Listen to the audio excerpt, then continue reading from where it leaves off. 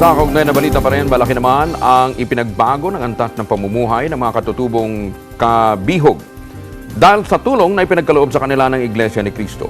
Pero bago ito, matinding pagsubok raw muna ang kanilang naranasan mula sa kanilang mga kababayan. Nagbabalik si Mar Gabriel.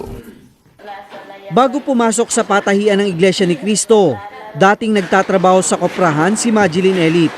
Ang kanyang kita, sapat lang daw na pangbayad sa pagkain na kanilang inutang sa loob ng isang linggong pagtatrabaho. Madalas din daw na saging at kamote lang ang pagkain nila sa buong maghapon. Biyaya na sa kanila kung makatikim ng kanin isang beses isang araw. Pero buhat nang pumasok sila sa Iglesia ni Cristo, malaki na raw ang ipinagbago ng kanilang buhay. Halos kinukulang po ng pambili ng asin.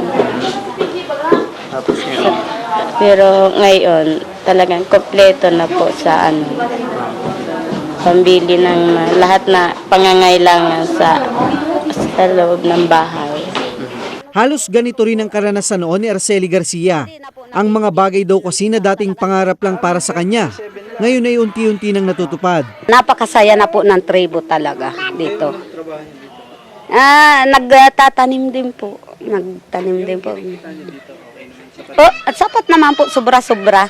Dito nga po nakakabili na kami ng mga kung ano-anong mga gamit na yung mga nakikita po namin nung una sa inyo, yung mga gamit ninyo, tulad ng mga gamit-gamit ninyo. Dito na po namin nabibili yung mga ganong bagay. Napatunayan din ito ni Aling Mingay at Mang Efren, na kapwa tumatayong tribal leader ng mga kabihog.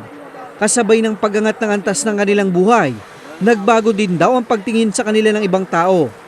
Ang tingin sa amin ng nasa labas na mga tao, parang hindi tao kaming tingnan. Kaya, pero ngayon, kahit saan dyan, alam na nila na ganito na ang buhay namin. Ay, talagang hindi ako mahiwalay niya. Yan ang talagang nakatutok ako sa iglesia ngayon. Malalim na pananampalataya. Oo. Talagang tutok na tutok ako sa iglesia ngayon. Maraming ang nagsasabi sa akin bakit daw hindi na ako mahiwat dito sa kanang iglesia. Sabi ko, wala. Diyan ako, pari ko diyan ako mabubuhay, mamamatay, diyan na lang ako. Bukod sa hanap buhay, nagpatayo din ng learning center sa loob ng komunidad para sa mga katutubo. Marami kasi sa kanila ang hindi nakapagtapos ng pag-aaral. Ang ilan nga sa kanila, ni hindi pa nakakatungtong sa paaralan. Kaya naman sa pamamagitan ng edukasyon, umaasa ang mga kabihog na lalo pang tataas ang antas ng pamumuhay ng susunod na henerasyon ng kanilang lahi. Malaki na ang pagbabago ngayon.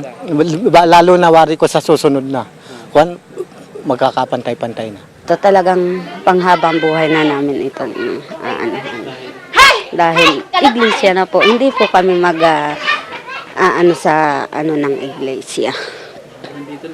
Nandito na po lahat. Nandito na lahat ang hanap buhay. Nandito na lahat ang ng kabataan namin. Wala nang hahanapin. Ayon kina Mang Efren, mula nang mabalitaan ng iba pa nilang katribo ang kalagayan nila ngayon, marami daw sa mga ito ang nagpahayag ng interes na permanente na ring manirahan at maghanap buhay sa lugar. Para sa Eagle News, Mar Gabriel, I'm One with 25.